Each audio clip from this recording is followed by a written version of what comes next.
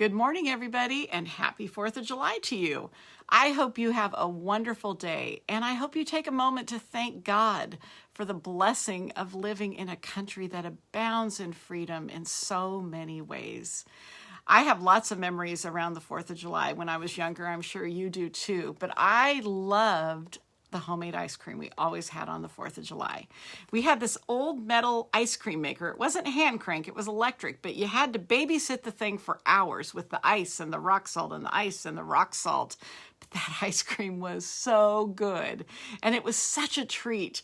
And for some reason, even though we owned the ice cream maker year-round, we only ever made ice cream on the 4th of July. Well, you know, as grateful as I am for the many blessings that I've enjoyed because of this country, these blessings absolutely pale in comparison to what God has done for us, for you, for me. And God's blessings don't depend on what country we live in, who's in charge of that country. The only thing they are attached to is God's unchanging and perfect character. Today I want to read the chapter of Psalm 29 to you. Verse 1. Ascribe to the Lord, you heavenly beings. Ascribe to the Lord glory and strength. Ascribe to the Lord the glory due his name. Worship the Lord in the splendor of his holiness. The voice of the Lord is over the waters. The God of glory thunders. The Lord thunders over the mighty waters. The voice of the Lord is powerful. The voice of the Lord is majestic. The voice of the Lord breaks the cedars. The Lord breaks in pieces the cedars of Lebanon. He makes Lebanon leap like a calf, Syrian like a young wild ox. The voice of the Lord strikes with flashes of lightning. The voice of the Lord shakes the desert.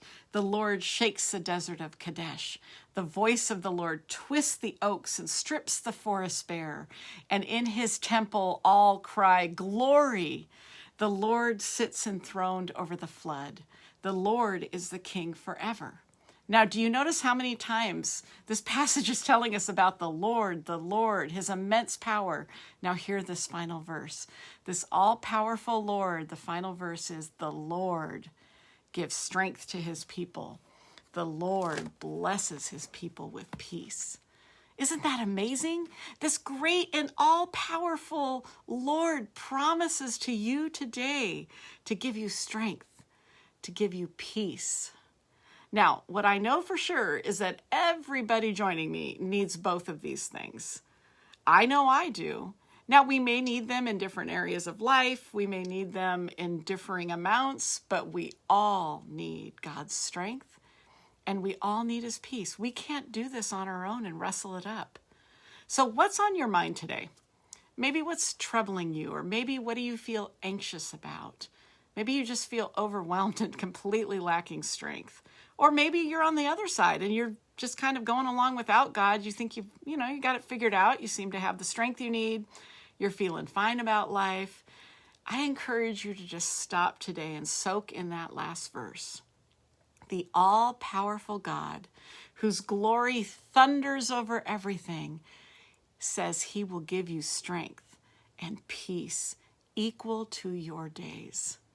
Ask him today for the courage and the humility to choose to live in his strength and his peace. Again, I wish you a happy 4th of July. I hope you have a great day and maybe even have some homemade ice cream.